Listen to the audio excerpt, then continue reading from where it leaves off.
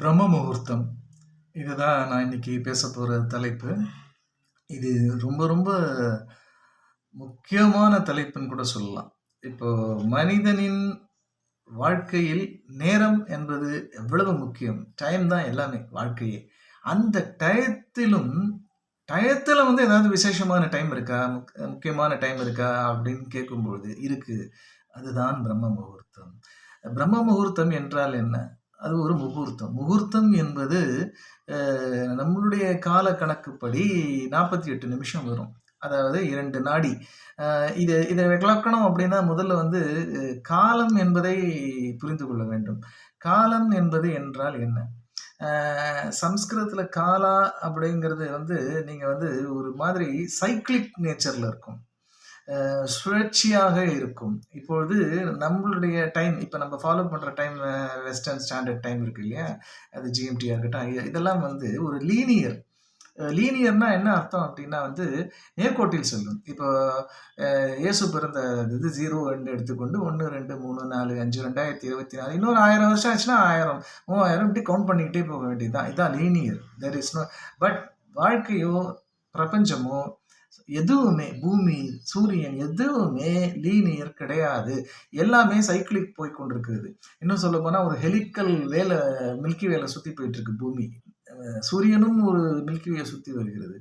அப்படி பூமி சந்திரன் பூமியை சுற்றி வருகிறது, பூமி சூரியனை சுற்றி வருது, சூரியன் மில்கிவேயை சுற்றி வருது, மில்கிவே ஒரு பெரிய பிளாக் ஹோலை சுற்றி வருகிறது என்று சொல்லும் பொழுது அப்போ எல்லாமே ஒன் பை சைக்கிளாக போயிட்டு இருக்கு. அப்போ அதே தானே வேலிட் ஆகணும். இப்போ இங்கிலீஷ் இதை எடுத்துக்கிட்டீங்க அப்படின்னா நீங்கள் வந்து செகண்ட்ஸ் வந்து மினிட்ஸ்க்கு அப்புறம் ஹவருக்கு அப்புறம் டேக்கு அப்புறம் வந்து வீக்கு அப்புறம் மந்த்துக்கு அப்புறம் இயருக்கு அப்புறம் ஸ்டாண்டர்ட். இட் கோஸ் லீனியர், நேராக போயிட்டு இருக்கு. இங்கே அப்படி கிடையாது. இப்போ ஆரம்பம் இருக்கு பார்த்தீங்களா? ஆரம்பம் என்ன அப்படின்னு நீங்கள் பார்த்தீங்கன்னா நிமிஷா, ஒரு கண் துடிக்கும் நீங்கள் இதுக்கு 6 பிராணா என்பது ஒரு 4 செகண்ட் வரும் ஒரு இதுங்கிறது. அது மாதிரி ஒரு பிராணா, அந்த 6 பிராணா என்பது ஒரு பிராணா என்பது 4 செகண்ட். 6 பிராணா அதாவது 24 செகண்ட் என்பது ஒரு இதில் வரும், நிமிஷத்தில் வரும், நம்ம வினாடி கணக்கில் வரும். இந்த 24ங்கிறது 24 நிமிஷங்கள் வந்து உங்களுக்கு ஒரு கட்டி இல்லை ஒரு நாடி இல்லை ஒரு நாழிகைன்னு கூட சொல்லலாம். அது வந்து 1 மணி நேரம். அதாவது 1 மணி நேரம் என்பது 24 நிமிஷம் நம்ம கணக்கு. இப்போ 60 நிமிஷம் கொண்ட 24 மணி நேரம் ஒரு நாளாக மாறுகிறது என்றால் நம்மளுடைய 24 நிமிஷம் வந்து எத்தனை மணி நேரம்? 60 மணி நேரம். 24 × 60 அதே இது இப்படி ரிவர்ஸ்ல போடணும். 60 நிமிஷம் × 24ங்கிறத 24 நிமிஷம் × 60 மணி நேரம். இது வந்து நமக்கு வந்து 60 கடி இதை வந்து சொல்லுவாங்க. இதை வந்து இதுதான் இந்த காலம், நம்மளுடைய காலம். இது வந்து ஒரு நாள். இந்த ஒரு நாள்ங்கிறது ஒரு டே அண்ட் ஒரு நைட், ஒரு ஆகா ஒரு ராத்திரி. அப்போ இது மொத்தமா சேர்த்து ஒரு நாள் என்பது ஒரு அஹோத்ரா. இந்த அஹோத்ரால ஹோரா அப்படிங்கிறத மட்டும் வராக மிகிர் அப்படிங்கிறவர் எடுத்து அவர் வந்து ஒரு டிவைட் தான் ஹோரை என்று கணக்கு ஒன்று வருகிறது. இந்த ஹோரை என்பதுதான் ஹவர். இதிலிருந்து தான் ஹவர் என்கின்ற லாட்டின் வார்த்தை உருவாகி அதிலிருந்து இங்கிலீஷ் வார்த்தை வெஸ்டர்ன் யூரோப்பில் வந்து டைமை வந்து ஹவர்னு கொண்டு வந்தது இதிலிருந்து தான். என்னன்னா ஒரு ஹோரைக்கு 24ங்கிறத அவங்க வந்து ஒரு ஹவருக்கு 60ன்னு மாற்றிட்டாங்க. ஸோ 24 அவங்க டிவைட் பண்ண வேண்டியதாக போச்சு. ஆக்சுவலாக ஆனால் கணக்கு வந்து எப்படின்னா 1 மணி நேரத்துக்கு எல்லாம் யாருக்குமே எதுவுமே எந்த இயற்கையில் மாற்றம் நடக்காது. ஆனால் 24 நிமிஷத்துக்கு ஒரு தடவை நம்மளுடைய செல்கள் எல்லாம் மூட் மாறும். அதே மாதிரி ஒரு 60 நாழிகைக்கு ஒரு தடவை செல்கள் புதுப்பிக்கப்படுகின்றன. நம்ம உடம்புல வந்து இப்போ நான் சொன்னேன் இல்லையா? இப்போ இப்படி இருக்கும் பொழுது இந்த சைக்கிளிக் நேச்சர். இப்போ அடுத்தது வாரங்கள்லையும் உங்களுக்கு வந்து திங்கள் செவ்வாய் அப்படி வருது இல்லையா? சோமவாரம், மங்கள்வாரம், புதன்வாரம், இந்த மாதிரி இதுவும் இங்கிருந்து தான் பெயர் கொடுக்கப்பட்டது. English Monday, Tuesday, Saturday and. அதுக்கப்புறம் மாதங்களும் கிட்டத்தட்ட செப்டம்பர்னா 9, அக்டோபர், டிசம்பர்னா தசம் அப்படின்னு சொல்லுவாங்க. ஆனால் அது 2 மாதம் சேர்த்துட்டாங்க அவங்க அதில். August Julius Caesar, August Caesar அப்படின்ட்டு ஜூலை ஆகஸ்ட். அதனால் 12 ஆயிடுச்சு. 10ங்கிறது 12க்கு போயிடுச்சு டிசம்பர். ஆனால் எல்லா கணக்குகளும் சம்ஸ்கிருத வார்த்தைகளை அடிப்படையாகத்தான் எல்லா கணக்கு. ஏன்னா ஜீரோ நியூமராலஜி என்ன நியூமரல்ஸ் மட்டும் இல்லை, காலத்தை கணிப்பது, கிரகங்களின் நிலையை கணிப்பது கிட்டத்தட்ட 3000 வருஷங்களுக்கு முன்பே நாம செஞ்சுட்டு இருக்கோம். இப்போ நான் சொன்னேன் இல்லையா உங்களுக்கு, இந்த மாதிரி சைக்கிள்ங்கிறது வருஷத்தோட நின்றுடுது. அதற்கு பிறகு லீனியராக நம்மளது வந்து 24 மணி நேரம்ங்கிறது ஒரு நாள், 24 நாள்ங்கிறது 30 நாள்ங்கிறது ஒரு மாதம், 12 மாதம்ங்கிறது ஒரு வருடம். இந்த ஒரு வருடத்திலோட சைக்கிள் நிற்கல. 60 வருடங்கள் மீண்டும் ஒரு சைக்கிள். இப்போ 60 வருடங்கள்ங்கிறது என்னன்னா, ஒரு 2024ங்கிறது முன்னாடி சைக்கிள் 1964. அப்போ இருக்கிற சுபக்கிருது அந்த வருடங்களை நீங்கள் எடுத்து பார்த்தீங்க அப்படின்னா, கிட்டத்தட்ட இதே மாதிரி சூழ்நிலைகள் இருக்கும். எப்படி ஒரு ஜனவரிக்கும் இன்னும் அடுத்த ஜனவரிக்கும் எல்லாமே கிளைமேட் எல்லாம் ஒரே மாதிரி இருக்கிற மாதிரி, பருவங்கள் ஒரே மாதிரி இருக்கிற மாதிரி, 3 பருவங்கள் திரும்ப ரிப்பீட் ஆகிற மாதிரி 60 வருடங்களுக்கு ஒரு தடவை எல்லாம் ரிப்பீட் ஆகுது. ஏன்னா 60 வருடங்களுக்கு ஒரு முறை தான் சாட்டனும் ஜூபிட்டரும் ஒரு நிலைக்கு வரும். அதை அப்சர்வ் பண்ணுறாங்க இந்தியாவில் அந்த காலத்தில், பாரதத்தில். அதனால தான் 60ங்கிற ஒரு சைக்கிள் மெகா சைக்கிளாக வச்சுக்கிட்டாங்க. இப்போ அந்த 60 சைக்கிள் 1964 தனுஷ்கோடி வெள்ளம் வந்தது. தமிழ்நாட்டில் ஒரு பெரிய வெள்ளம் வந்து தனியாக போச்சு ஒரு தீவே. இப்போ அடுத்து ஒரு பெரிய வெள்ளம் வரப்போகுது, பெரிய வெயில் அடிக்குது, பெரிய இயற்கை சீற்றம் நடக்கிறது. அதே மாதிரி ஒரு சைக்கிள் ரிப்பீட் ஆகுது. அதே மாதிரி ஐசேஜ், அது தாண்டி அதற்கு பெரிய ஒரு சைக்கிள் ஒன்று இருக்குது. அதுதான் வந்து ஏஜஸ் இப்போ அப்படின்றாங்க இல்லையா. இப்போ என்ன அப்படின்னா, 12,000 வருடத்துக்கு ஒரு தடவை ஒரு இது நடக்கும், சூரிய இது நடக்கும். அதே மாதிரி 24,000 வருடத்துக்கு ஒரு முறை ஒரு வாப்ளிங் ஒன்று இருக்குது அப்படின்றாங்க. நட்சத்திரங்களுடைய பொசிஷனே போல்ஸ்டாரே மாறுது. இப்போ அதை வச்சு தான் ராமாயணத்தையும் மகாபாரத காலத்தை கூட கணிக்கிறாங்க. சூரிய சித்தாந்தான்னு ஒரு நூல் இருக்கிறது. அதில் வந்து தெளிவாக குறிப்பிட்டிருக்காங்க. அந்த நூலே எழுதப்பட்டது வந்து பல வருடங்களுக்கு முன்பு. ஆனால் வெஸ்டர்ன் ஸ்காலர்ஸ் வந்து இதை போல ஒரு பொக்கிஷம் கிடையாது என்று அந்த புக்கை எடுத்து கொண்டு போய் அதிலிருந்து தான் பல விஷயங்களையும் அவங்க கால்குலேட் பண்ணாங்க. அந்த சூரிய சித்தாந்த கணக்குப்படி நீங்கள் பார்த்தீங்க அப்படின்னா, வாப்ளிங் வந்து எவ்ரி 26 இயர்ஸ் நடக்குது. நார்த் ஸ்டார் மாறுது. அப்போ ராமாயணத்தில் சொன்ன நார்த் ஸ்டார் இப்போ இல்லை. அப்போது ராமாயணம் நடந்த காலம் கிட்டத்தட்ட உங்களுக்கு 20,000 வருடத்துக்கு முன்பு அப்படின்னு கணிக்கிறாங்க. மகாபாரதத்தில் அவங்க குறிப்பிட்டிருக்கிற போல் ஸ்டாருங்கிறது வேற, இப்போ இருக்கிற போல் ஸ்டாருங்கிறது வேற. ஏன்னா எர்த்தோடைய ஆக்சிஸ் அப்போ வந்து 24 டிகிரி டில்ட் இருந்தது, இப்போ 23.5 டில்ட்டுக்கு வந்திருக்கு. இந்த டில்ட் இருக்கிறதுனால தான் நமக்கு பருவங்கள், சீசன்கள் எல்லாமே கூட நடக்குதுன்னு கூட சொல்லலாம். இப்போ நீங்கள் அடுத்தது வந்து, இப்போ இது மாதிரி எல்லாமே சைக்கிளிக்காக இருக்கும் பொழுது, காலம் என்பது ஒரு ரொட்டேஷன் அப்படின்னு இருக்கும் பொழுது, நம்முடைய உடலும் மனதும் இந்த ரொட்டேஷனை ஃபாலோ பண்ணுது, இந்த சைக்கிளை ஃபாலோ பண்ணுது. எப்படி அப்படின்னா, இப்போ இந்த பிரம்ம முகூர்த்தத்தோட இம்பார்ட்டன்ஸை விளக்குறதுக்கு இந்த சைக்கிளை உங்களுக்கு நான் விளக்குறேன்.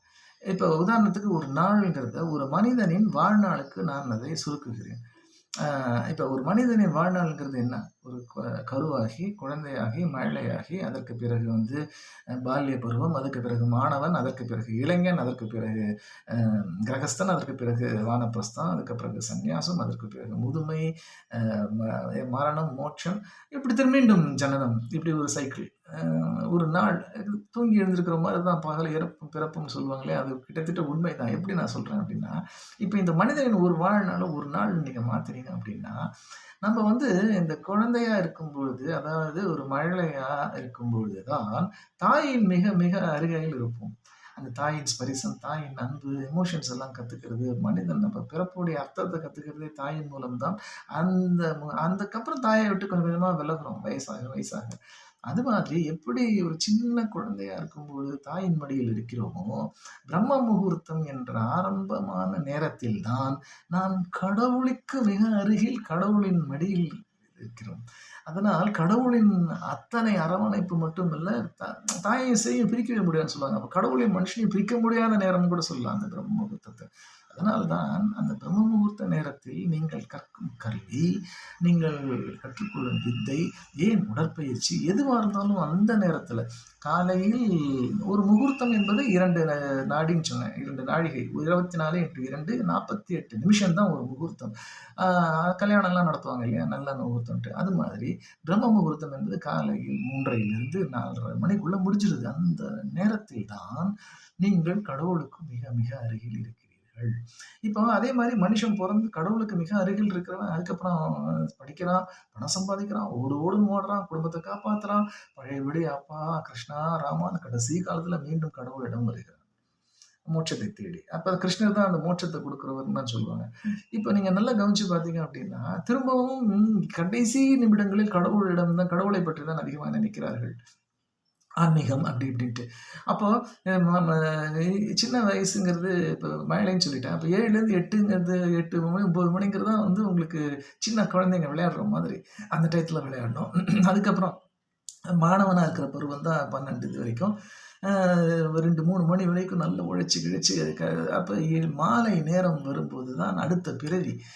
பிரம்மச்சரியம் முடிந்து கிரகஸ்தான், அதாவது கல்யாணம் பண்ணிக்கிட்டு காதல் மலர்ந்து சந்திரனை பார்த்து இப்படி இப்படி இரவு முடிந்து அதுக்கு பிறகு மீண்டும் குழந்தைகள் பிறந்து அதுக்கப்புறம் குடும்பம், அதுக்கப்புறம் உழைப்பு, திரும்ப ஈவினிங் உழைப்பு, திரும்ப ஓய்வு, இப்படியே போயிட்டு கடைசியில் மணி 2 3 மணிங்கிறது முதுமை. அப்போ திரும்பவும் கடவுள் கிட்ட வர ஆரம்பிச்சிட்டோம். அப்போ அந்த முதுமை முடிஞ்சு கரெக்டாக மரணம், மோட்சம், திரும்ப ஜனனம்.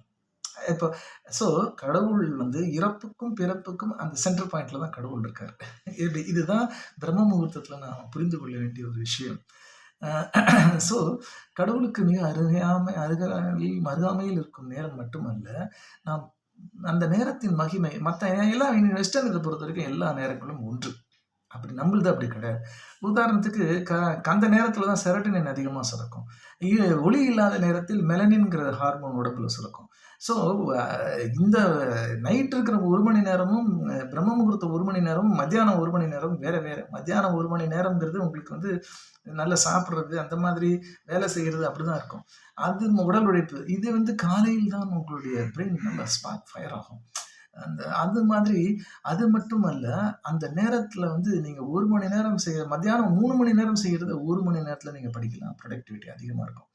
அதாவது ப்ரொடக்டிவிட்டி 3 மடங்கு 3 மடங்கு அதிகமாக இருக்கும் நேரம் தான் இந்த பிரம்ம முகூர்த்த நேரம்.